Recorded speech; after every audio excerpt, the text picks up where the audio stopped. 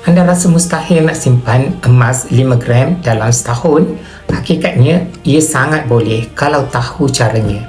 5 gram ini bersamaan lebih kurang RM2,800 ikut harga semasa.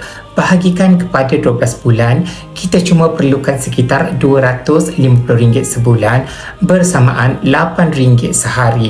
Dengan hanya simpan 0.5 gram setiap bulan dalam masa 12 bulan, kita berjaya capai 6 gram, lebih dari target 5 gram. Dan yang bestnya, di Public Gold, kita boleh mula serendah RM100 melalui akaun Gap. Tak perlu tunggu modal besar. Tahun ini, hadiahkan diri sendiri 5 gram emas. Bukan untuk gaya, tapi untuk masa depan. Anda dah bekerja keras, biarlah hasilnya kekal bernilai.